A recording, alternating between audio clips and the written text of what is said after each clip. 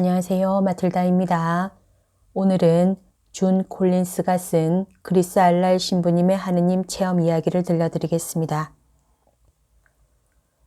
크리스 알랄 신부는 8월에 뉴욕 버팔로에서 열렸던 하느님 자비심 회의에서 훌륭한 발표를 했으며 저는 한순간 눈물을 흘렸습니다. 알랄 신부는 2003년 청년이었을 때 당시 그는 성직자가 아니었기 때문에 크리스라고 부르겠습니다. 1993년에 자살한 할머니에 관해 사제와 함께 상의한 이야기를 했습니다. 크리스는 신부에게 할머니의 영혼이 걱정된다고 했습니다. 특히 할머니가 돌아가시기 전 1년간은 성사도 보지 않고 하느님과 교회에 등을 돌렸기 때문입니다. 신부는 그에게 집에 돌아가 할머니의 영혼을 구하려면 하느님 자비심 기도를 바치라고 했습니다. 그 당시 기술직에 종사하던 크리스는 사제에게 물었습니다. 신부님, 이해가 안 되는데요. 할머니는 이미 심판을 받았습니다. 제가 그것을 바꾸기 위해 할 수 있는 게 아무것도 없잖아요. 신부는 할머니의 영혼을 위해 하느님 자비심을 기도하라는 지시를 반복했습니다. 크리스는 신부에게 까다롭게 굴려는 게 아니라 정말 이해하지 못하겠다고 했습니다. 사제는 1993년에 하느님께서는 2003년에 당신이 여기에 올 것을 알고 계셨고 당신이 할머니를 위해 이 기도를 할 것이고 그 은총을 하느님 자비심을 통해 다시 가져가 할머니를 돕기 위해 할머니가 심판받는 순간에 할머니의 영혼에 듬뿍 내릴 것을 아셨다는 겁니다. 그래서 우리는 사랑하는 이들, 우리 가족, 친구들을 위해 기도해야 합니다. 크리스는 할머니가 돌아가시기 전에 교회에서 멀어져 간 것을 한탄했습니다. 그래서 신부는 파우스티나 성인의 일기 1486번 9절을 지적하며 예수님은 죽는 순간에 모든 영혼에게 3번 오신다고 했습니다.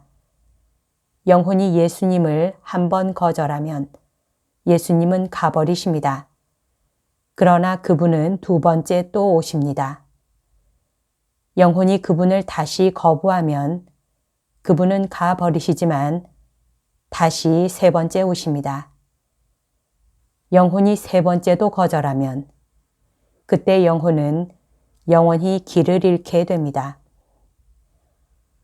크리스는 이 이야기를 듣고 기분이 좋아졌습니다.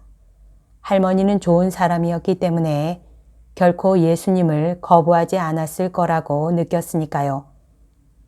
그러나 신부는 그에게 다시 재확인했습니다. 우리는 우리가 살고 있는 상태에서 죽습니다. 우리가 하느님께 등을 돌리면 그분이 오실 때 그분을 알아보지 못한다고 설명했습니다. 크리스는 사실 할머니가 하느님께 등을 돌렸기 때문에 그 생각에 기가 죽었습니다.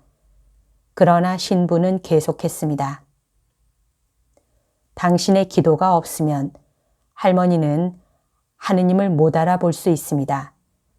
그러나 당신이 할머니의 영혼을 위해 기도하면 할머니가 심판받는 순간에 하느님에게는 과거나 미래가 없고 그저 영원한 현재만이 존재하므로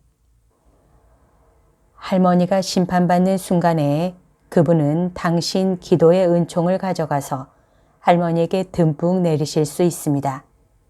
그래서 아마도 정말 아마도 할머니가 돌아서서 하느님께 예 라고 말하기에 충분한 은혜가 될 수 있습니다. 신부는 그래서 성 요한 바오로 2세와 다른 사람들이 우리를 미니 공동 구원자라고 부른다고 합니다.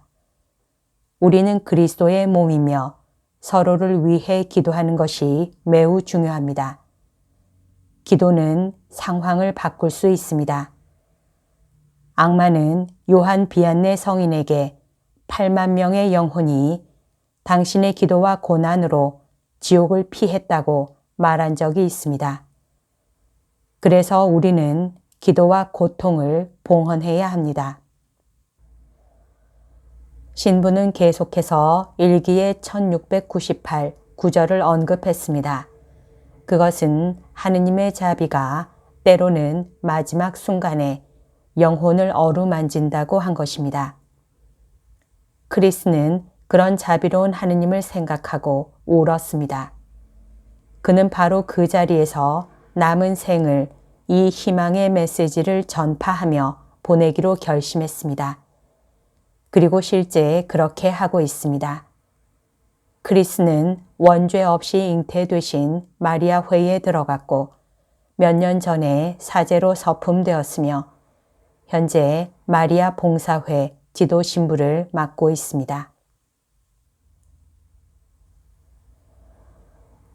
여기까지가 오늘 들려드릴 내용입니다. 이 글은 평화의 모후 사도에서 발간하는 잡지 평화 2023년 1월호 2월호에 실려 있습니다. 오늘도 하느님의 뜻 안에서 서로 사랑하는 하루 보냅시다. 사랑합니다. 축복합니다.